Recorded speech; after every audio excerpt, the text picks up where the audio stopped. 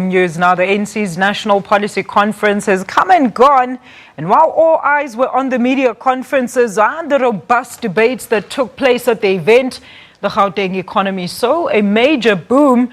And to unpack the financial offspins of this conference, we're very pleased to be joined in studio by Unathi Sonwabile Henama, a lecturer in tourism studies at the Tshwane University of Technology. A very good morning to you, Unathi. Morning to you too. Thank you so much for joining us. Tell us all about how the ANC National Policy Conference actually benefited the Gauteng economy.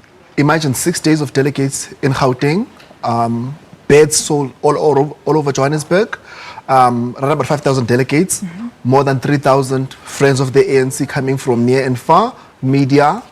So all of those people needed a place to sleep, needed a place to eat, they use transportation and obviously shopping.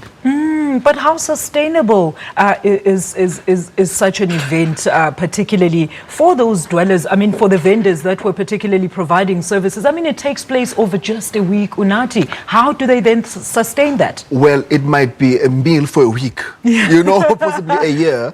But a destination, whenever it has an event, it must always ask itself, what do we seek to benefit from this event? Like the World Cup, we never thought very strongly about what we seek to benefit from the World Cup. So whenever, the National Congress is coming in December, so whoever gets it must have a clear understanding what they seek to benefit from that event. Let's talk about some of the different opportunities that were created for your small-scale traders. I was at Nasrec. I saw the stalls booming with ANC regalia. There was everything that you could think of, even jackets, even clothing that was available for sale there. If you think about the accommodation that happened, it's close to Soweto, so at least the township economy did benefit. And also people also come with their partners, and their partners can do some social shopping therapy. You're very thoughtful. Yeah. All right, so let's talk about this now. Gauteng does not necessarily have beaches like, say, for example, the Western Cape or Durban.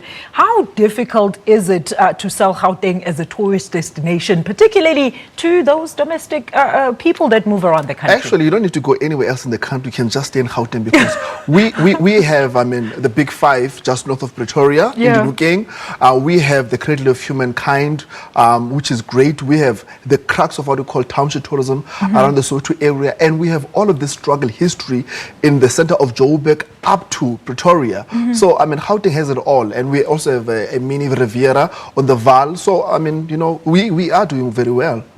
But South Africans tend to not tour within the region. They like traveling outside of the borders. How do you then encourage them to see all those things? Like you've just said, Unathi, that there's so much to see here in Gauteng, but people just think it's a concrete jungle. And it's not. And fortunately, at Indaba, they launched We Do Tourism, which is a campaign to encourage South Africans to travel within the country. Also encouraging your Stokvel economy to say that, you guys should maybe save 100 rands or 200 rands and start traveling, so that it's not just about saving, buying grocery, but also the benefit of going on holiday, which is great for your health and is contributing to quality of life. But let's talk about that. We don't see much campaigns that promote domestic tourism within the country. We've seen campaigns like your Short Left, but that's just about it. Yes, it's the responsibility of towns to also pick it up. Remember the 2010 World Cup? The city of Durban was having this big campaign. Summer, we've got 2 summers. We are looking for those. Because remember, I will not go on a holiday up until someone reminds me of the need to go on holiday. And how do you encourage people to start moving within the country and start discovering their wonders? We have people that come from far to discover things here in the country. They're not better than us. You know what I mean? They're not better than us. So what should they do, Unathi? The We Do campaign is starting up and it's going to gain momentum. And I also encourage cities, to also ensure that they get their house in order and start selling their gems. And especially going to inform each and every citizen of each and every town the 101 things to do in each and every town, so that I know when you're visiting maybe my town. But how does that come about, Unathi? Who's responsible for that? Is it the tourism department? Who's responsible?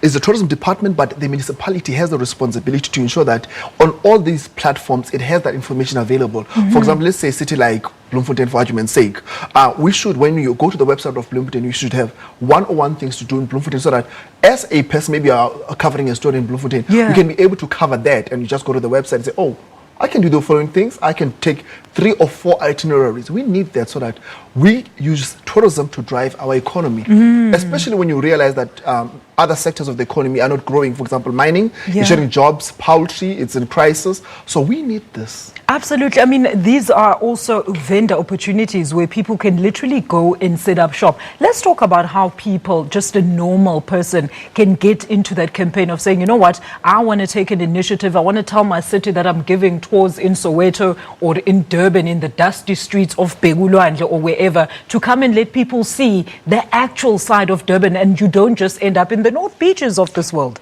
And it's all about collaboration. Yeah. You know, collaborating between the private sector and the public sector. Absolutely. You know, the roads must be clean. You know, there must be safety and security. I mean, I love Durban because you can walk on the bridge at any time of the day and there's security. Yeah. You know, so that ensures that we spend more money after dark. Remember, what I call the nighttime economy is a very big sector which ensures that it sustains thousands and thousands and thousands of jobs. And in South Africa, we take that sector for granted. Now, in terms of the tourism industry inciting those people or vendors that have outlets to offer to those visitors that could be coming to the city, how can the vendors get in touch with the city, or how can the city know about the vendors?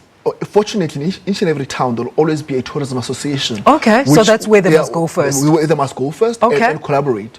And, you know, the beauty about also technology is what I call disruptive entrepreneurship. You know, things such as Uber, things such as Airbnb. Yeah. I mean, they have created so many jobs which we don't take for granted. Another aspect, it is human beings that are now contributors to the economy. That's true. You've got an extra room, you rent out an Airbnb, you know. I mean, you have an extra car, you're at work now, during the days, during the trips, you have any money. So you become a core player in the economy, which is great for a country with a low rate of entrepreneurship. Let's talk about vendors having to register to actually render their services. I mean, how difficult or accessible is that process, particularly for those people that come from the rural areas that might not necessarily be book smart? Fortunately, the Department of Tourism has got a very good website, accessible, and also it does give information like sort of like a local government toolkit if you want to plan as a local government. It also says how to start a tourism business. And also industry players such as SATSA also have how to start a tourism business. So information is out there. People just need to take more initiative. And spending less time on Instagram. Let's talk about this now. Unathi maybe gave some brief examples of some of the, some of the big festivals or gatherings that currently take place in the different cities around the country. I know we mentioned Knysna. It's currently got an Oyster Festival that's going on, but a lot of people don't know about these things. Yes. Yes. There is currently an Oyster Festival, and the beauty about it is that it shows how robust tourism as a sector is. I mean, Knysna had a destruction of so many properties that occurred during the Knysna fire, but fortunately, the same Airbnb, people have gone on the same platform to say, okay, I've got accommodation available at my house, the kids at university, I'm going to open myself, I'm going to help the city. So that spirit of collaboration has worked very, very well in Knysna, and that must be replicated everywhere in South Africa. And where does one start, Unathi, just to wrap off? I mean, let's say somebody who's watching this interview is very interested in rendering a service, particularly to try and put themselves in a great opportunity for these events. Say another conference comes through, so that they're first in line to be given that vendor's contract. Like, for example, we're just speaking about Makufe right now, and saying that there's hardly any accommodation available for Makufe. So we're encouraging people to get on Airbnb. You know, go in Airbnb, register, because some people get ripped off saying you get a phone call, I've got accommodation. Now, Airbnb manages all of those risks, and it also reduces the reputational risk for the city, which is Bloemfontein. So we are encouraging everybody, get on Airbnb, get your houses in order, and make money. You're at home, you make money. Absolutely. And also enjoy the city and the things that it has to offer. Unathi, where can people contact you to get further information should they want to participate? They can email me at henamaus at tut.ac.za. All right. Well, Unathi, thank you so much for joining us. That was Mr. Unathi Sonwabile Henama, a lecturer in tourism studies at the Tshwane University of Technology. And we're talking about various opportunities, economic as well as tourist opportunities that occurred during the ANC's policy conference. But it doesn't end there. Look up for other festivals and conferences and gatherings that are taking part in any part of the country.